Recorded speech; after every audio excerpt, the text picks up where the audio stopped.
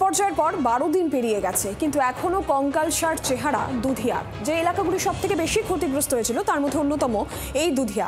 প্রশাসনের সহযোগিতায় স্থানীয়রা সেখানে বাঁশের সাঁকো তৈরি করেছেন, কিন্তু সেই সাঁকো দিয়ে জীবনের ঝুঁকি নিয়ে পারাপার চলছে। বিকল্প সেতু, সেই সেতু তৈরি হতে সময় লাগবে আরও দিন 10। ক্ষতিগ্রস্ত লোহাপুলের দৌলতে জীবন জীবিকা অতিবাহিত করাই সাধারণ মানুষের দায় হয়ে দাঁড়িয়েছে। নদীর গতিপথ পরিবর্তন করে দফায় দফায় কাজ করা খরস্রোতা নদীতে আরও সময় সাপেক্ষ বিষয়। আর সেখানেই প্রশাসন এবং স্থানীয়রা প্রশাসনের সহযোগিতায় বাঁশের সাঁকো তৈরি করেছেন। আপাতত সেই সাঁকো দিয়েই যাতায়াত চলছে, কিন্তু সেই পারাপারও যথেষ্টই ঝুঁকি।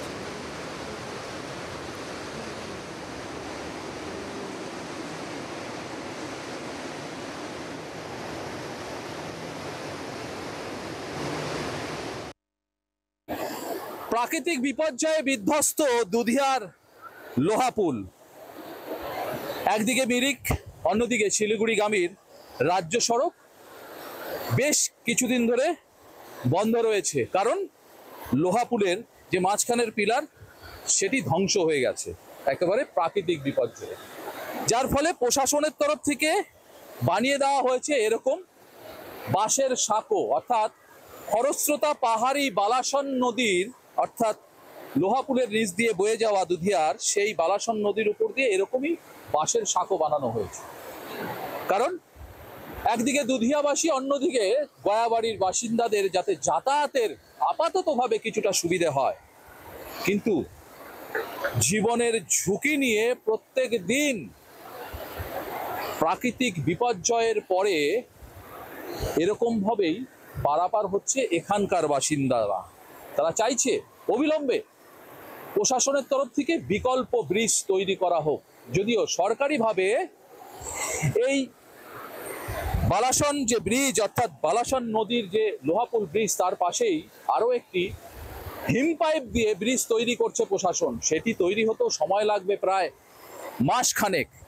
ঠিক ততদিন এভাবেই জীবন ঝুঁকি নিয়ে পার হতে হবে দুধিয়া থেকে গয়াবাড়ি হয়ে মিরিকগামী যেই সমস্ত বাসিন্দারা রয়েছে তাদের। দুধিয়া থেকে নারায়ণ সিংহ রায় রিপোর্ট, জি24 ঘন্টা।